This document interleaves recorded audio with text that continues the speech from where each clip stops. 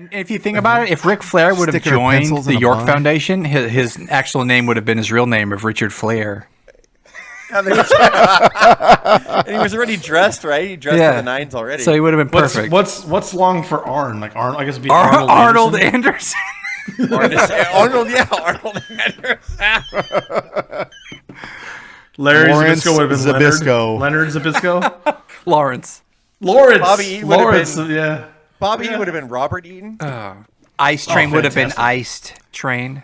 Iced Tea Train.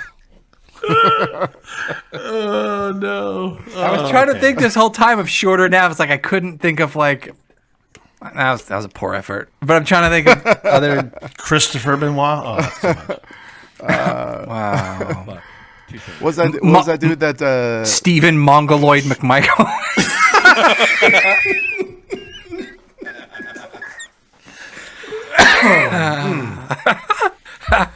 What else? What would Sting be?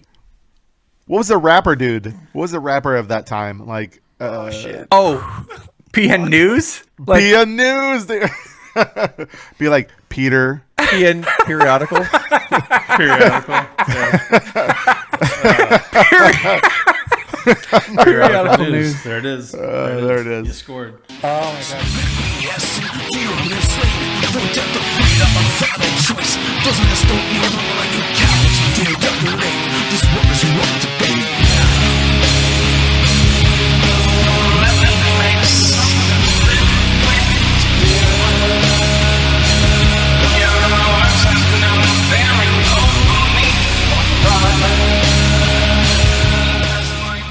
What's up, guys? Our Wrestling Podcast back at you with another episode. This is Dave Vicious along with Jess, the Total Package, Craig, the British Bulldog, the Nature Boy Joe, and Cuz is off this week, bringing you our perspective on the world of professional wrestling. No inside sources, no ties to the industry, just stories from the diehards, sharing opinions with you. Can someone feed me today's topic? No. David, second verse, same as the first. You know what I'm saying? Oh. I don't know what that means. We're doing Forgotten Factions Part 2. I thought we were going to talk about 90s rap for a second when he broke that out. Second verse. All right, we can do that. Yeah, we could. Very poorly, but we could. Forgotten Factions, these are always kind of fun. There's some in here that we're going to talk about today that I have not heard of, so I'm pretty excited to hear your insight. Yeah, Four Horsemen are kind of, it's a brand new term for you. Those guys. Yeah. I feel like I don't know those guys, but yeah. I mean, spoiler, I'm going to talk about the NWO, and I have no idea. Oh, little known. Yeah, no, they will not be those guys today. We'll get into it in just a second. But first, for audio fans, give us a listen on Apple, Spotify, SoundCloud, iHeartRadio, Stitcher, and Google Podcast, or watch our videos on YouTube at Our Wrestling Channel. Can you do us a solid and give us a follow on Instagram or Twitter at O.W.P 2019 or on Facebook Meta at Our Wrestling Podcast? I think if you put like 10 wrestling fans in a room and you're like, name me your most popular factions, there's definitely two, but possibly three that will come up across the board and nobody else. And that's Four Horsemen, NWO, and maybe Evolution for more modern Evolution, fans. yeah, for me, yeah. For more modern fans. Other than that, I don't think that anybody would think enough or remember in their mind to be like, oh, this faction or whatever. Like, so that's why I wanted to do these parts, because there's a lot of cool, like the Dangerous Alliance on the first one is perfect. Like, Dangerous Alliance they were only around for like my favorite. They were barely around for a year. Favorite.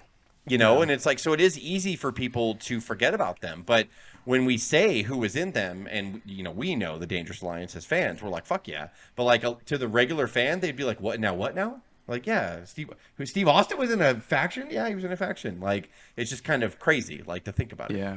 Arn Anderson was not a horseman all the time. No, there was a time where he wasn't a horseman. What? Like, it's just kind of, so I love this stuff because it's Kevin Sullivan had friends? Let's jump into the first one. We're talking about the York Foundation out of WCW. Miss Alexandra York, better known as the lovely Terry Runnels, entered WCW near the end of 1990 as the manager and financial analyst of Mike Rotunda, better known as who? IRS. Mike Rotunda. There you go. There you go. BK Wall Street. No, I like that. That's true. That's also very true. Miss Rourke would use her laptop to analyze Bray Wyatt's Wall Street's dad? Not untrue either. And this is our most ambitious project, right, Miss York? Absolutely. With the money we've invested in technology and information, we have at our disposal a program for each and every WCW wrestler that will enable Mr. Wall Street to achieve victory every time he steps into the ring. For instance, give me an opponent's name. Let's say Lex Luger. Be just a minute.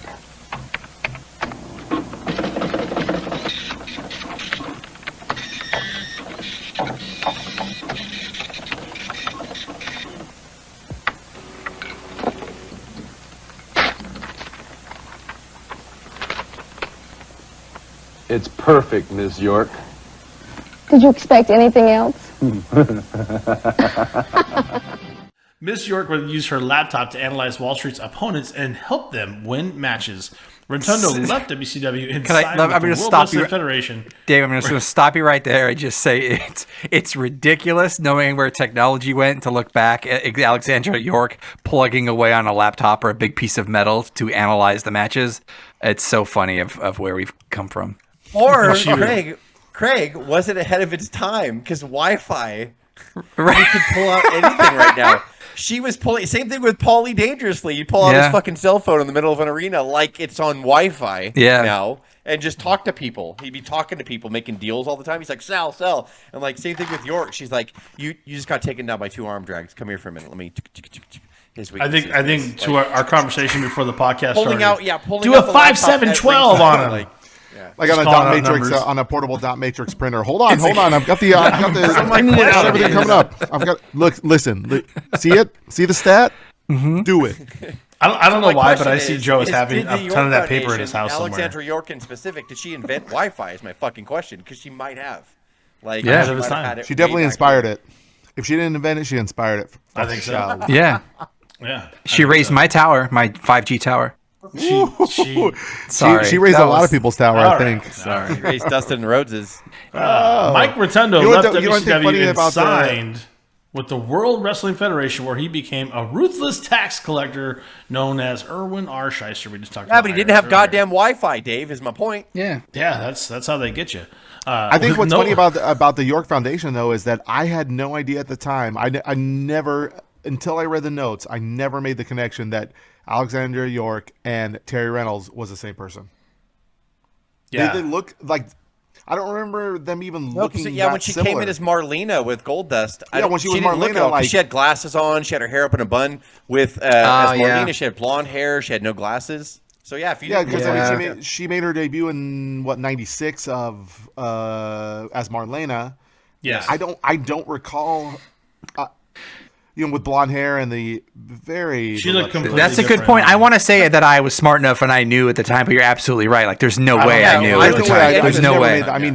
There was a lot of connections I made. Like Medusa is Alundra Blaze. Okay, and Stacy Keibler. No, that connection wasn't made. I think you're right. So-and-so and so-and-so. But Alexandra York and Marlena never once ever made that connection. Yeah, that's fair.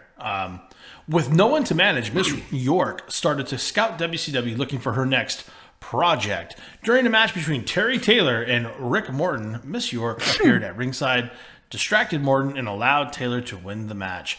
Taylor's turn did not come as any surprise, as he was mistakenly introduced as the computerized man of the 90s before the match. Come on, man. So WCW. So he was supposed to turn in the match, but the announcer announced him as... which gave it away. That's great. And it was on probably a syndicated program, so they could have edited that shit, but they're like, nah. We don't care. It's not a big deal. Nobody will pick it up. It's 1991. Nobody's paying attention. I just want to get away from my gimmick of being a computerized guy of the 90s and away from all that technology. So I'm just going to, I don't know, be a farm animal, like a rooster or something. Thanks, Terry. This is post Rooster though, right? Yeah, this is it is post Rooster. Yeah. Oh, really? It is. Yeah, but it's still, Craig, you're spot on. Okay, so make that joke and I'll flip it just around. Like, there you go. Got it. I'm tired of being a farm animal. Thank you. What if I had Wi-Fi? Taylor joined the York Foundation and insisted on being known as Terrence Taylor from now on, and started wearing a business suit. Miss York also added Mr. Hughes as a bodyguard. Next, Miss York would set her sights on Dustin Rhodes, her later real-life husband, wanting him to join her foundation. When Dustin Rhodes turned her down, Taylor attacked him. I just hear nothing but sexual innuendos when you're saying join foundation and stuff like that. Yeah, well, you wrote it, bro. You wrote this. So I'm sure you figured it out that way. So Taylor attacked Mr. Rhodes, kicking off a long-running feud between Rhodes and the York Foundation. By already, it was like 2 months. Yeah. In April of May of 1991, she had Taylor team with Arn Anderson and Larry Zbyszko as potential recruits, but they decided to form a tag team called the Enforcers instead of joining the York Foundation. That's a badass name. I didn't remember that at all, and I find that really fucking interesting because a few months later they joined the Dangerous Alliance. So in my mind, I'm like, what if that they did? What if Arn and Zbyszko and Creative was just like, you know what? Yeah, put her with fucking York and let's try to make this a decent faction. It's kind of crazy to me. Like when I was like, what the fuck? Like I don't remember that at all. Yeah. Yeah. Is York Foundation or Dangerous Alliance? I don't know. Well, yeah, it's all right. It's all right there at the same time. Either way. On June 12th of 1991, Ricky Morton joined the group, being renamed Richard Morton shortly And by after. the way, I know it sounds fucking hilarious, but I just love the simplicity of them just like elongating their first names. Yeah. Giving them Terry to formal names. Terrence, I'm no longer Richard Ricky. to- I'm Richard. So I think there's some genius in that, like to a certain extent. Shortly after, Tommy Rich joined the group, changing his name to Thomas. Why it wasn't Thomas Richard, I'm not sure. It's no longer Tommy Rich, it's Thomas It's no longer Tommy Granny Panny Richard. It's Thomas Granny Penny. Thomas Granny Panny. As fall turned to winter, the members of the York Foundation were used more as enhancement talent until the group disbanded in early 1992. So, Well, they that had, was about abrupt. a little over a year and a half run. Yeah. Not bad. Take it. Wow. Hey, it's why they it's were on they were Forgotten throwing Factions. shit at a wall and trying to see what stuck. I appreciate it. Yeah. And there's a small people like online that I read too, which inspired me to put York Foundation on here that were like, were they kind of ahead of their time? Like people are, because a lot of people dive really deep in the weeds, by the way. Hardcore wrestling fans that are left nowadays really fucking analyze like things from the past. And they're like, was that fucking a genius gimmick or what? Like the simplicity of changing the names, the Wi-Fi, for fuck's sake. Yeah. Like back in 1990 or 91. It's a fair like, point. Yeah, it's kind of crazy. And Like, when you know think about- what I I mean, what to I be also- fair, to be fair to that point, I would say that you know, WCW always had been like a very like southern foundation, or southern Yeah, like Southern based on Federation, what- like that's what their fans like, and a lot of wrestlers Like kinda that played blue- to that, that blue like, collar, I'm- right, Yeah, Joe? like blue collar, like I'm Ricky Morton, I'm Tommy Rich, Yeah. and they had so changing that gave them a very much a more. I mean, I actually think the York Foundation is probably like a precursor a little bit to the Dangerous Alliance. Interesting that we're talking about it. Yeah. Just because of they had like this little bit more of a, if you want to call it like a WWF, like New York, New England style, Yeah. where it's like, okay, I'm not a hog It's farmer. a I'm not, better than you vibe, Joe. I'm not Yeah. like I'm not a good old boy. I've got a Yeah. suit, Yeah. and I'm I'm not smarter Tommy than you. Rich. I'm I'm sorry I don't I'm own not Bubba. pants. I'm I've not never had Bubba. a bank I'm account. I'm Thomas Rich, bitch. Yeah. I don't own a computer. And probably none I'm of sorry, I them don't have a actually own a computer. But checkbook. like that's okay. Oh, you have a middle name. I'm not a Rockefeller, okay? I couldn't afford a middle name.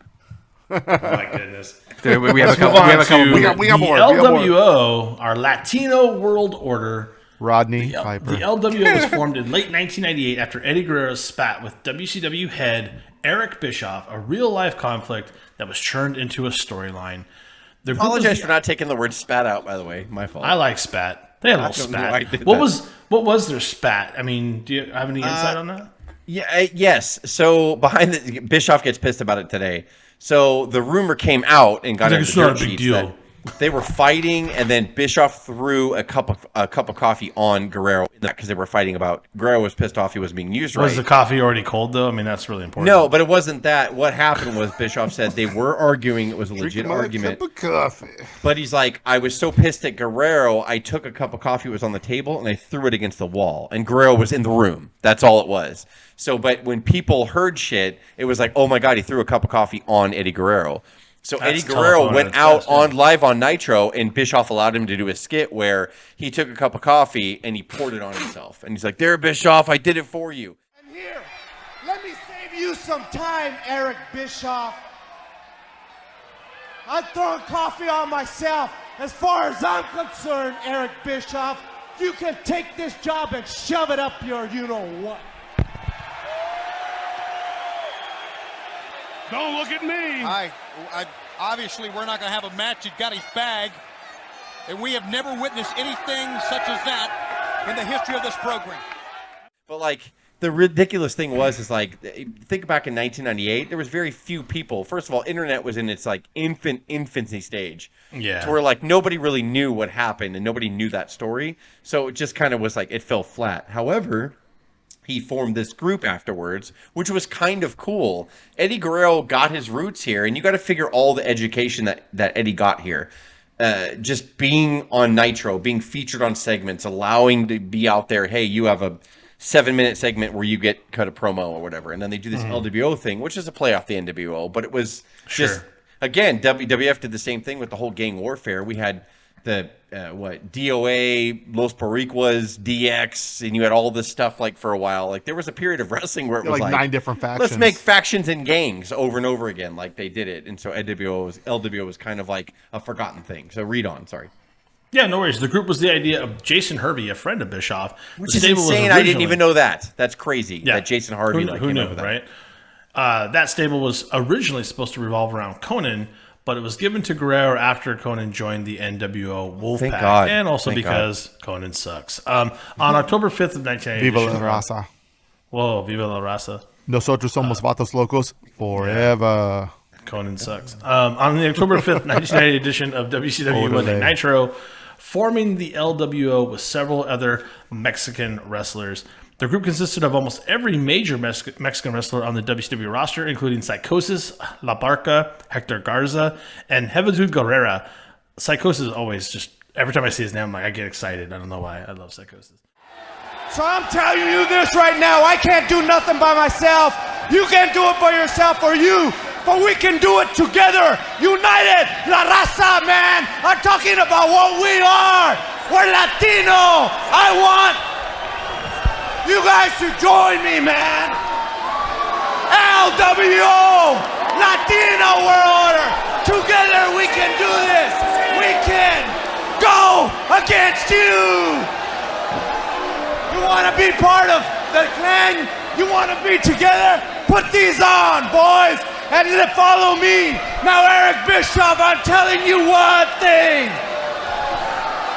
We are going to do what it takes to get our piece of the cake. Their main feud lied with Rey Mysterio Jr. after he refused to join the group because Rey Mysterio is just a good, solid man. He's not a bad guy. He's never been a bad guy. They also feuded with Billy Kidman, who is a real-life bad guy, Mysterio's on-and-off American tag team partner. Mysterio was forced to become a member after losing a match to Eddie Guerrero. Chavo Guerrero Jr. attempted to join several times, but Eddie did not like him. Just kidding, I'm not sure why. He did not allow it because Chavo was mentally unstable at the time and carried around a wooden horse named Pepe. I'll never forget that. Wow. A car accident suffered by Guerrero on January 1st of 1999 would help bring a premature end to the LWO. But when you look at that faction, that's a faction, honestly, that could have been really cool to take on the NWO. There was some really good. I don't know why they never did. On a side note, I think that Conan, for all his imperfections, did suck, and I don't however, he was still stuck on that when I said that twice. I will agree. Or I will argue at least that I still love saying to this day, "Nosotros somos vatos locos forever." No, you're fucking right. By the way, I break that shit out in regular everyday conversation. We can say what we want about Conan, but especially when he was with the Wolfpack, he was fucking over as fuck. Like he was over as fuck. They loved him. Conan. He was a movie star. He can't wrestle for shit. That guy sucks. Behind the scenes, he brought over a lot of these guys, and he did a lot for wrestling. He's an awful, terrible. God, Joe, I love that you're saying all of this right now. But I love the honestly. But I love that. I love that.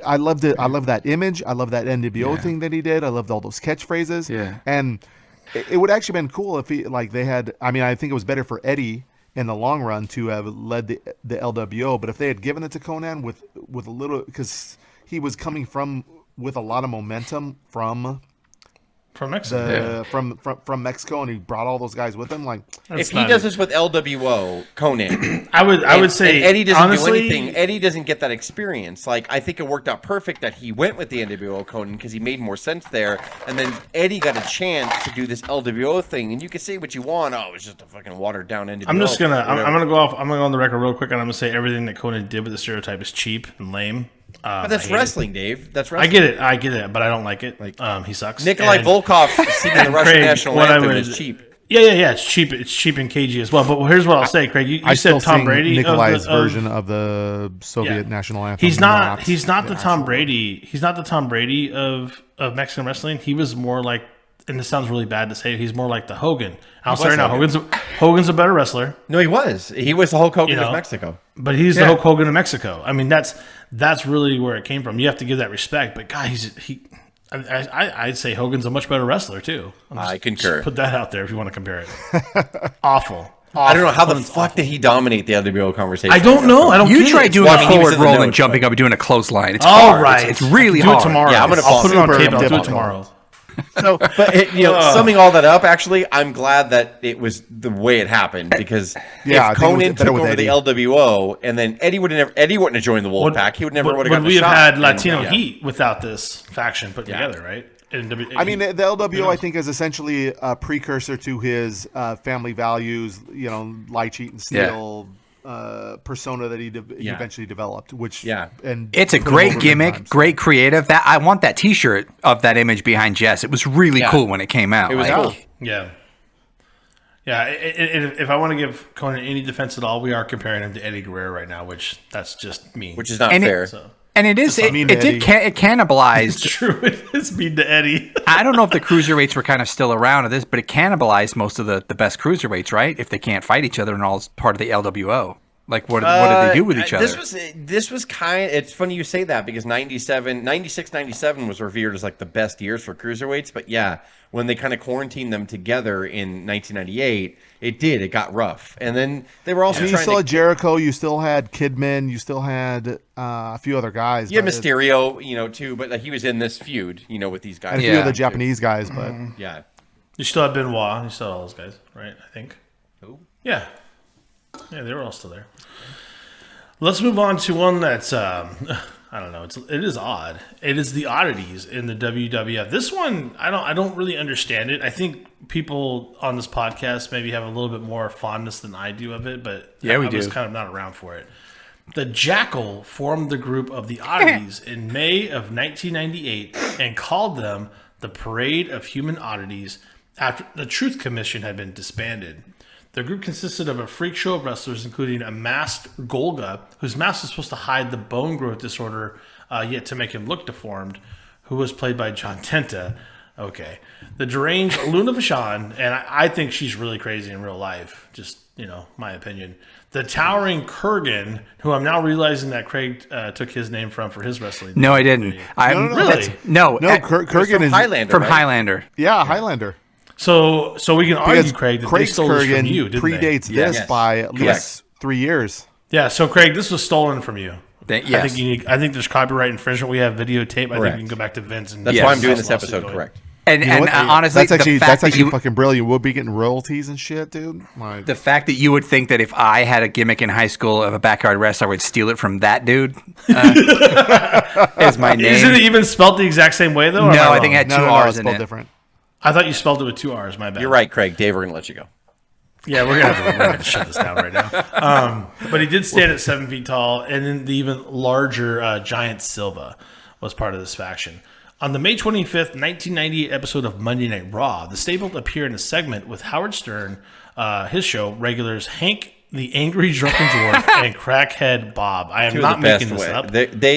So basically, really quick, Howard Stern, I was a major fan of Howard Stern back in the 90s and 2000s, and he had a thing called the Whack Pack, and he would have guys who had handicaps and girls who had handicaps and shortcomings, and he would give them names, and actually they got famous from it. Like, it would help them earn money. They would go and do appearances and stuff like that. Crackhead Bob and Hank the Angry Drunken Dwarf being the two top ones, basically. So Russo was a massive Howard Stern fan. So when he started writing for the WWF, he was like, why am I not surprised? yeah, why don't we do like this thing where we have like this Oddities group? And he went to Howard and asked him, hey, can we fucking like have your guys? And Howard's like, sure, yeah, go ahead. So like he took, Hank the Angry Drunken Dwarf and Crackhead Bob and used them to launch the Oddities off. And I forgot that they were heels before, and that Jackal. They started out as heels, right? Yeah, I totally forgot about that when I was making these notes. I only knew them as like the face group, the fan favorites when they go out and cheer, dance to the song and all that stuff. But Dave's gonna get to that. I remember them as the Oddities, but I don't remember. I remember the Oddities. I don't remember Jackal starting it. I don't either. Remember Totally. I didn't even. It was totally lost on me when I made the. I know. A post Insane Clown Posse theme song is the only thing I know. So of yeah, big time. Oh god, it was so good. Can I just say something? The real quick? ICP I was could be, so good. I could be totally wrong about it, but if Russo cooked this up, I just have this feeling that this is how Russo feels about the business, and it's just a sea of circus. Bro, it's just a circus. It's ballyhoo. Right, though. Get it? Swerve. Oh, and get the it Oddities kind of in makes there. me. It Everybody makes me liked hate him Oddities. even more. Bro, Oddities. 9 feet tall, 600 pounds. Wear a mask to hide bone deformities. Whatever sells the tickets, bro. That's deep. This is a real event, bro. All of them die in an accident. Put them all in a clown car. Fucking, I swear to God, I swear he thinks it's an actual circus, and Yeah, but like, I feel but like he it is a disrespects circus. It is a circus, though. I mean, even if you he's go, not wrong. If you go back and you look at like professional wrestling history, what did they do? Andre the Giant. He's 7'5". Let's put him in. He's not going to win anything. He's not going to do it. We just want a big giant guy. Yeah, he's here for the spectacle. Yeah. You just want a spectacle. And they traveled, like the phrase "traveling circus." They traveled. I mean, even you listen to it's all fair points. You listen to Pritchard's. You listen to a lot of Pritchard stuff, and when they were comparing ticket sales, they wouldn't compare ticket sales to the NFL or to baseball. They compared ticket sales to Ringling Brothers. Well, yes, and can I say to sum up the Russo thing, because I don't want to go off crazy on Russo, because we could talk forever about Russo and how we dislike him. I'm really upset. I think this actually. I defended Conan, and I'm going to defend Russo on the Now same you're going show. to defend Russo. There you go. Hell yeah! And the third guy we're going to talk about world is later, do ending. not let me defend him at all.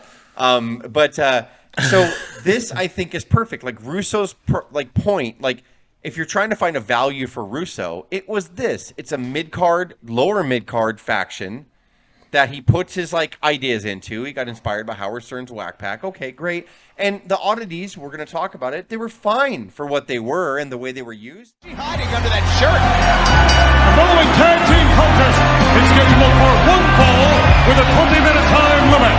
Introducing first, accompanied by the Jackal and his parade of human oddities. That's what I said. At a combined weight of 709 pounds, the team of Gulga and Urga. Hey, there's 5 of them in there. Jackal. He at least knew the pulse at the time and figured out, you know what, Jerry Springer, Howard Stern are huge. Let's try to bring this in as it's a lower mid card act, and you're gonna read about the ICP. ICP fits in perfect. Their theme song is fucking brilliant and awesome. Yeah. Oh, it's awesome. So, I mean, I don't even think the group goes over as well without the theme song. Yeah, No. and they got there, and people you would go, and they're on pay-per-views. I'll go back and watch. The entire crowd is standing up and doing their arms. Yeah. Like that. It's fucking amazing. Like it's awesome. Oh, it's So I went back when you emailed the topic. I went back and watched a bunch of because I was familiar with the York Foundation. I was familiar with some of the other groups that we're discussing, but the Oddities I wasn't familiar with. So I went back and I watched some YouTube clips, and those guys were over like Rover. Yeah, it's crazy. Big time. I mean, it was unreal. I mean, granted, it was that time period where I feel like you could have had somebody go in the ring, shit in a bag, and people would have been like, "Oh my god, that's amazing! That's fucking brilliant!" But this was legitimately good crowd work, right? This was good work. I mean, it got the crowd engaged. Yeah. It was almost like the equivalent of like a 1992 Hacksaw Jim Duggan. on the July 28th, 1998 episode of Raw, the Oddities were reintroduced, this time as baby faces, by Sable. I saw pictures all over with Sable dancing with them. It was kind of funny on the internet. A former enemy of Vashon who had discovered their fun-loving side and made them feel happy in spite of their freakish appearances. Oh, I feel like it's a sideshow of the mask, apparently, where, you're still beautiful. The same night, Golga, now turned into a fan of Eric Cartman, defeated Mark Marrow, whom Sable was feuding with, and the group celebrated in the ring afterwards. You gotta love Mark Marrow for just going along with it, right? Yeah, he does what the wife wants. Yeah, well, how much am I getting paid? Great, thank you. Yeah. She can be big. It's fine. She getting paid too. It's all good. Off screen, she'll never leave me. Yeah, that won't happen. Brock I lost the Golga for too soon, bro. Too soon. Off screen, the idea to pair Sable with the Oddities had been Vince McMahon's. The Oddities made their pay-per-view debut at SummerSlam 1998 under the New Interest music performed live by Insane Clown Posse, who also started accompanying them to the ring and dancing energetically along with all of them before their matches. Real quick, and I know we've gone long on this, but it just shows the whole thing about Russo was if he didn't have McMahon to kind of bring him back down to earth on a lot of things, then you saw what happened when he went to WCW. Russo couldn't keep it together. He only tried to book sideshow shit. He didn't know what to do with main event guys because he had no Vince McMahon to keep him in. Right there, Vince McMahon's idea was, hey, let's turn them face and bring Sable out to endorse them, and there you go. And Sable at the time was on fucking fire, by the way, in 98. Yeah. So, again, that perfectly explains the relationship. Russo did come up with a great idea. He's like, well, I guess, we'll just do him heel or whatever. We'll do this, whatever. Let's get him, the Oddities thing, the Whack Pack, blah, blah, blah. And then Vince finally, after a while, was like, well, why don't we just bring Sable out and kind of endorse him? And they're going to be like this fun-loving, like, opening act for us. Go all the way down to the floor. Yeah! Oh, yeah! The ICP in the house for the Oddities.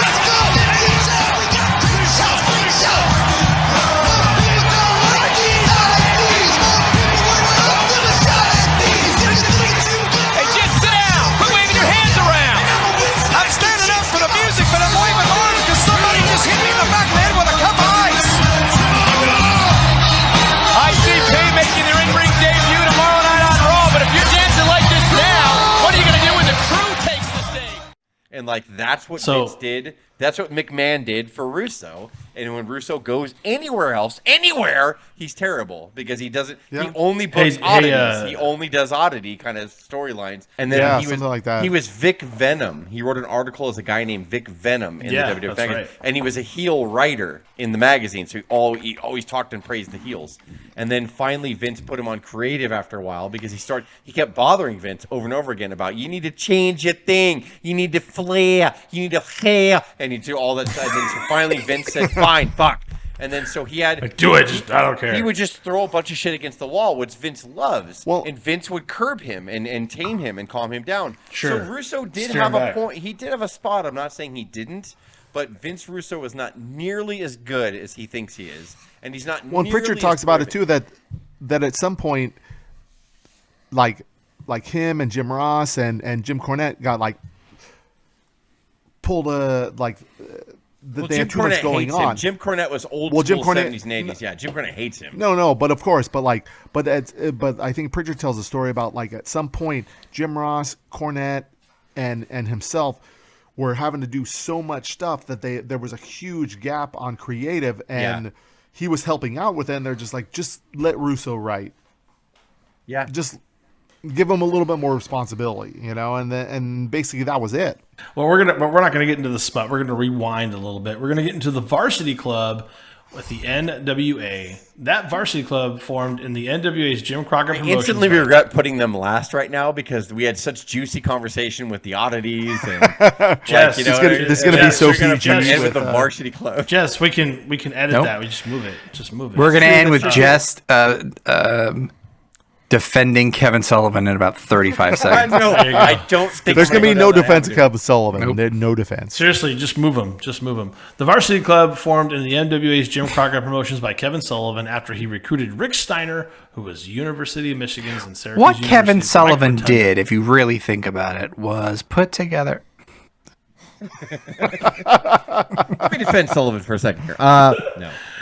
The group would wear A man who Letterman was jackets 5'6", who could 'cause wear that's a pair of original. Speedos like Kevin nobody Sullivan else. needed to happen here. Oh gosh. Fans didn't want knee pads. Fans hated knee pads. They hate knee pads. They're like, Fans fuck hated knee pads. guys. Now we definitely can't Fans move this. hated You guys guys are taller than fucking it up now. 5'5". You could have made this super boring and moved it and made it a perfect episode, but now you're making it too funny and we can't move it. So congratulations. Go ahead, Dave. I'm sorry. Congratulations! You're lagging. You're fucking the episode up, Dave. Go ahead. I'm sorry. Yes, Do it, you are. Dave. You Go, are totally go, ruining go, this go. for me. Totally ruining it. Because they would wear Letterman jackets of their respective alma maters and brag about their superiority to other wrestlers on the roster because of their amateur wrestling background.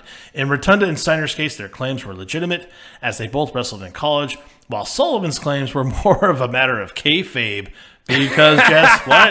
Of course it was! Well, look at that picture behind Craig. You have University of Michigan, University of Syracuse, and then a weird trolley man I graduated school of hard knocks. Look at my hood. Look at my purple, like my pirate suit. I'm University a piece of shit. Look at me in the. Oh, no. Oh, no. I'm a giant. Sullivan and Rotunda started to punish the University slow-witted of Steiner no and selling, no kayfabe. bump. They taunted him mercilessly. Steiner began a slow-faced turn when he tried to save Sting from a beatdown by the Road Warriors, who turned on him after a match against the Oh club. my god. Oh my God! Here we go. Steiner finally reached his breaking point near the end of 1998 when he attacked Rotunda, churning face as a sympathetic underdog. At Starrcade of 1998, he received a match with Rotunda for the television title. All right. Despite being locked in a cage at ringside, Sullivan had an ace up his sleeve. The ace was former opponent Steve Williams, a University of Oklahoma alumnus who had just joined the varsity club. No way Steve Williams was a University of Oklahoma alumnus, but whatever. Though Williams was unable to prevent Steiner from winning Jim Ross says so. the TV title. Yeah, My that's fair God. enough. My God, it must be true. His arrival signified a major recruiting coup for All Sullivan. American from University of Oklahoma. You Dave, Yeah. my god. Member of the York Foundation, Stephen Williams. And Will. Concentration is a key to success, Steiner, and it's something you can't do because you're too stupid.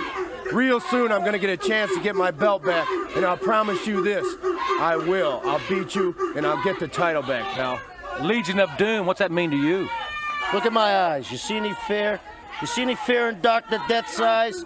It's real clear. Hawk, animal, I like to get beat on. We're gonna get those massive bodies of yours, and we're gonna beat on you real good. You're the roughest. You say you guys are the toughest. Let's see how rough. Let's see how tough you are. You want to snatch on danger, and you want to dine on death? You're gonna dine on death. I'm sorry. In early 1989, the group added University of Georgia's alumnus Dan Spivey. Woo! Oh, God. Dangerous. Dan Spivey. To their As big ranks as in you're an paying, effort my god. to dominate the promotion. This was an attempt to fill a power vacuum created by the disbanding of the Four Horsemen. The effort got off to a rocky start when Rotunda lost the television title to Sting on March 31st of 1989. On April 2nd of same year, at Clash of Champions 6, the combination of Williams and Rotunda were able to defeat the Warriors to win the NWA Tag Team titles. That is not true. There's no way that could have happened. That's ridiculous. Thanks to a fast count by referee Teddy Long. Of course Teddy interfered and ruined the match. It totally makes sense. And then later in the night, he put him in a shut up, match player. against The Undertaker. Yeah. Playa. The club began to disintegrate with the departures. He literally wrote "disintegrate with the departures." Say that 10 times fast, you guys. You just do that for me. Of Williams and later Spivey, Well, you who did started fine. to You work passed with the Sid test. What are you Vicious. trying to It was brag? fine. Who started to work with Sid Vicious as one of the Skyscrapers. That was a great tag team. We talked about them. Check it out in our archives. This left Sullivan and Rotunda as the sole varsity club members, meaning the stable was effectively finished. Right, The because varsity Kevin Sullivan club- was one half. Yeah, he's so good. The varsity Fucking club over had a it. brief reformation in WCW in 1999 when Sullivan, Rotunda, and Steiner teamed together at Starrcade on December 19th of 1999. That was, by the way, that was during WCW's Death Rattle. Like, so They're like, let's whatever. bring it back. It'll Yeah, work. they're like, we'll You know, do anything. The So crowd, I was like, I was the wondering fans if will we have to remember bring us. back the Varsity Club, and they're like, I guess at this point we're fucking done. Like, who cares? AOL's like, what? How much are we paying you again? Whatever, I don't care. AOL Time Warner's like, well, we're gonna fucking cancel this anyway, so it doesn't really matter. Do what you want to do. I mean, I actually think that the whole idea of the Varsity Club is actually was completely and utterly misused. Like, I think it could have been a really cool idea, especially with the way that NWA/WCW talked about the backgrounds of wrestlers. Yeah, like, real Jim Ross was athletes. always talking about like, oh, they were an All-American in the university. He was an All-American football player. You know, like that. There was a realism that Jim Ross and a lot of the announcers brought to like NWA at that time. I felt like the Varsity Club was a cool idea. I mean, minus Kevin Sullivan, but like if it had been Rick Steiner, Mike Rotunda, Steve Williams later on, like if it was still if it still had been around, bringing in Scott Steiner, bringing in Dan Spivey, bringing in like that was actually kind of like could have been a very cool idea that could have blossomed given the right ideas. Now Kevin Sullivan being Booker at the time and like when I'm putting himself in there, obviously ruined it. But it didn't even ruin it. You had good talent and a good idea, and in a promotion that wanted to promote that style of kayfabe. So Ted Turner bought WCW in '88. So by the time this faction came around, they were still kind of trying to disguise themselves as like the NWA and like the hardcore alternative to WWF. But like really, if this faction came around in '86, let's say, like I think you have a way better success rate with it. I think they would have been used right because Crockett pushed real athletes. That was the whole monk-year of like Crockett Promotions from like 84 to 87 and 88 before they sold. Was like, my God, look at hear the flesh slap, hear the, we don't pose, we don't do this. Like it was a whole, that's what Crockett was. So if you have like the Varsity Club come around in 86 maybe, like I think it would have been way more effective than in 89 whenever Turner already owned the promotion. You know, they were trying to I actually think it would have been effective in I agree in 86 it would have been great, but I think it could have been effective in 89 and 92 even if you had structured it right.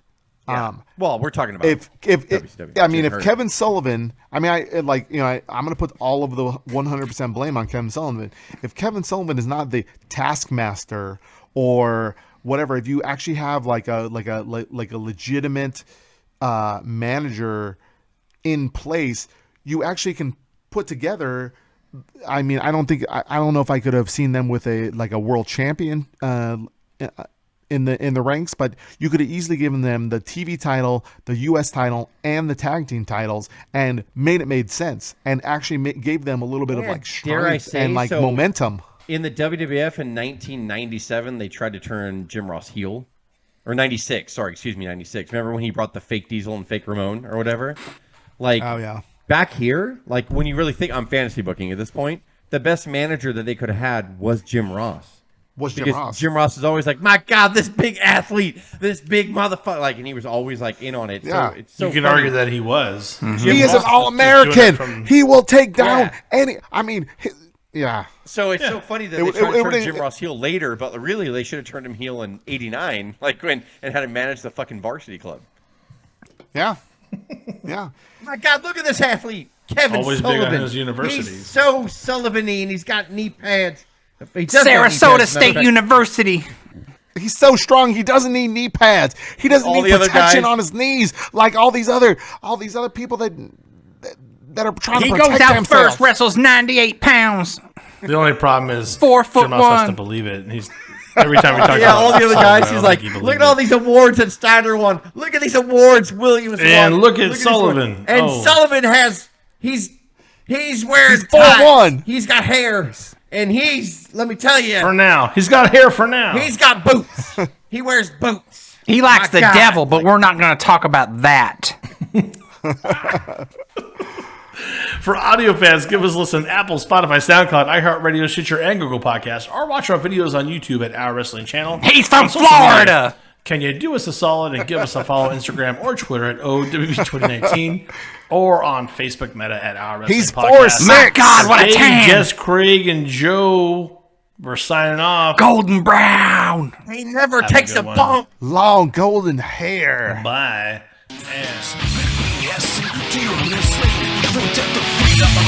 Choice doesn't just don't need a cowards. This world is wrong.